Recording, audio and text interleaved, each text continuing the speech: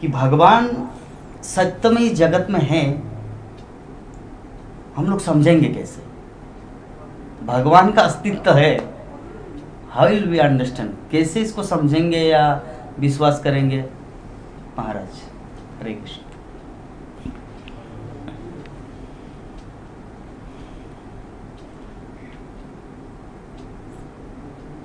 भगवान है, यह बात सत्य है, इसको कैसे समझेंगे? ये तो समझने वाले पर डिपेंड कर रहा है ना कि वो कैसे समझेगा। समझने के लिए बहुत बहुत जगह है, समझने के लिए बहुत बहुत काउंटर है। अब किस काउंटर से वो समझेगा उस पर डिपेंड करता है।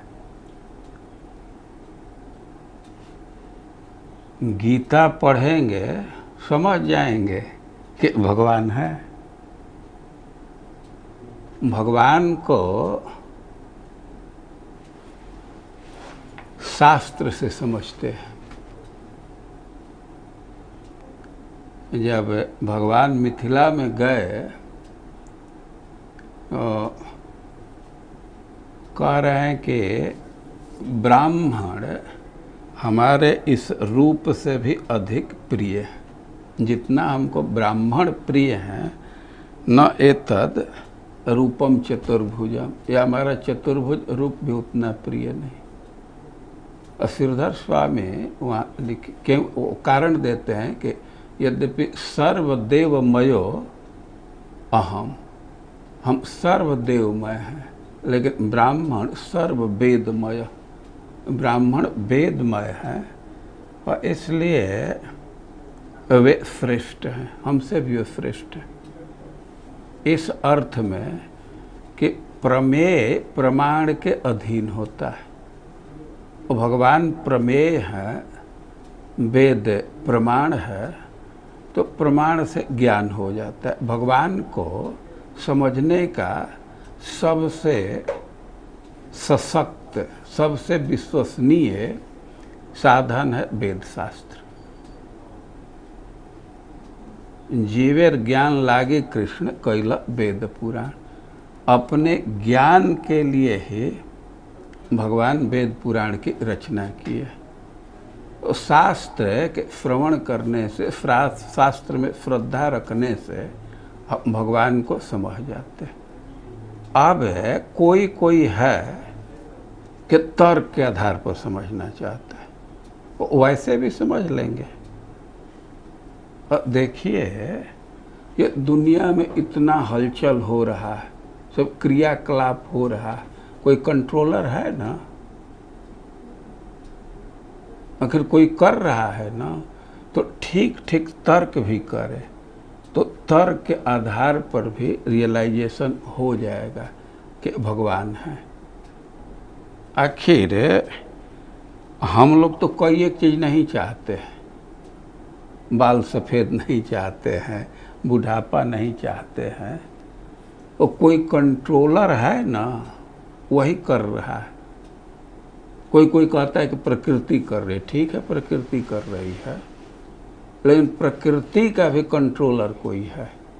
ये कैमरा जरूर हम लोगों की बात कई एक जगह पहुंचा रहा है, लेकिन कैमरा का कोई कंट्रोलर है।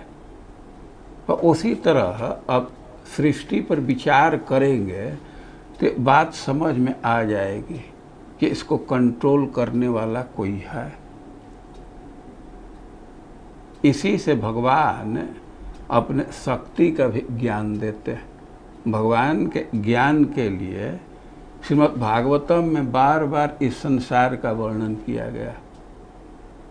स्थूल से सूक्ष्म की ओर हम चले जाते हैं और इतना तर्क से बहुत लोग समझ लेते हैं कोई कंट्रोलर है, लेकिन अब कंट्रोलर कैसा है उसके विषय में लड़ने लगते हैं।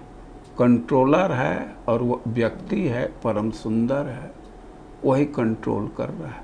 और ये सब बात को भगवान गीता में बोले।